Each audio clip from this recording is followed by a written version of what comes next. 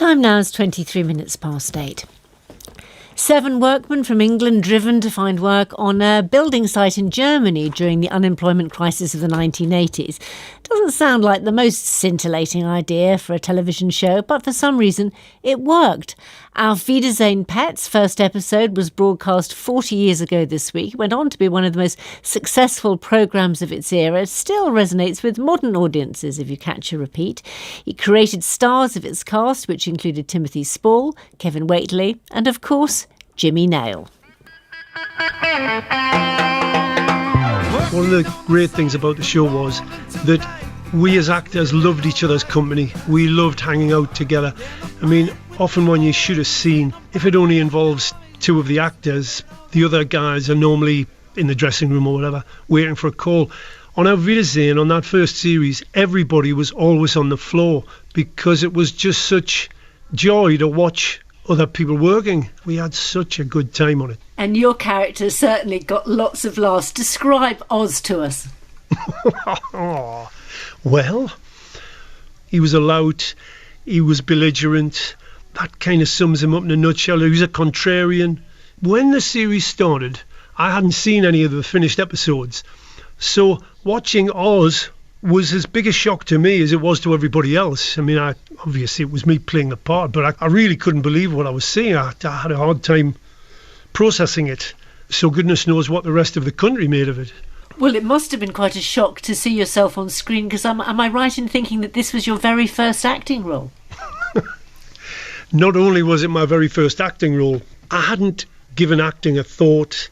It wasn't something that I'd considered. I'd had no experience. I liken it to somebody walking along and being pulled in off the street and being asked if they've ever been interested in neurosurgery, and when they say no, have you had any experience in neurosurgery? No? Well, follow me, we're going to gown you up, and you're going to go into that operating theatre, and don't worry, you'll be with a load of other neurosurgeons, but you're going to do an operation on someone's brain.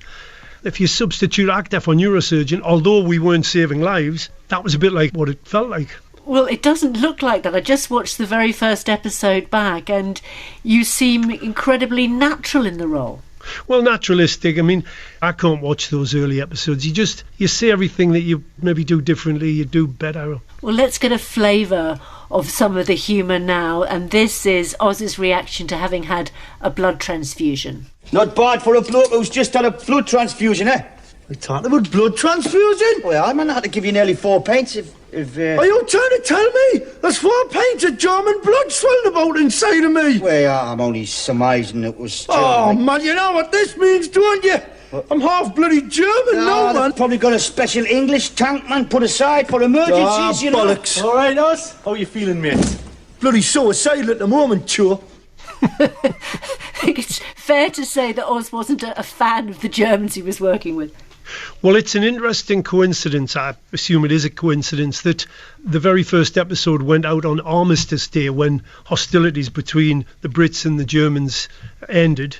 And Oz felt it was his mission to start those hostilities up again in 1983. So it's an interesting anniversary.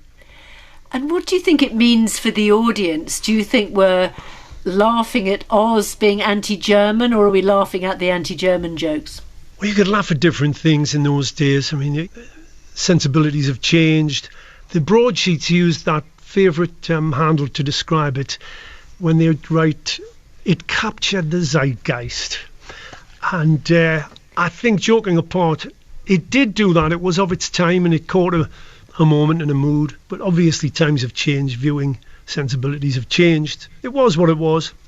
And given that viewing sensibilities have changed as you describe it, do you think that older episodes should be edited, as some of them have been, or do you think we should see them in their original form? Well, I'm with Steven Spielberg on this. I don't think you should go back and edit the past in terms of content of films and TV like this. Personally, a disclaimer at the front of an episode is enough, and then if people don't want to tune in, they don't have to. And just going back to that clip, we talked about this being your first acting job, but it was a new experience for your family as well, and your mother had quite an interesting reaction, didn't she? I rang my mum up after the episode with the blood transfusion scene in it. I said to my mum, well, what do you make of that then? And the line went quiet and she said, "Our Jimmy, you've been fighting again." And I said, "What?" She said, "I saw it, don't try and deny it. I saw the pictures, you were in the hospital, you had 2 black eyes and a broken nose." And I said, no, it wasn't real, Mum. She said, I've seen enough to know that it was. So I couldn't argue with that. She was my mum.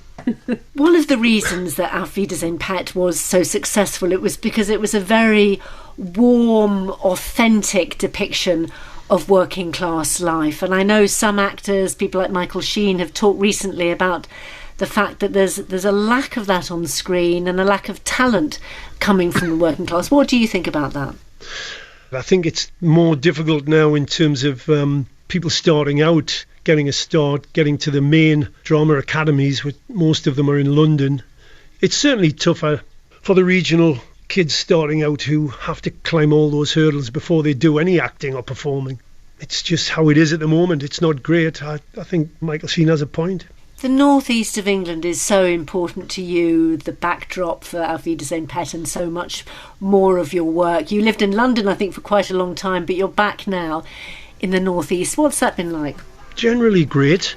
It's a wonderful quality of life up here. It's really nice to be back. And I bet you're recognised a lot. This face, this voice, no hiding place. Yeah, you play the game, then it's Auf Wiedersehen. That's living alright. He was so good to talk to, Jimmy Nail. You could hear that. Were you a fan of Auf Wiedersehen Pet, Nate? I confess I wasn't actually, but I love that story about his mum thinking he'd really got her. It was a lovely story.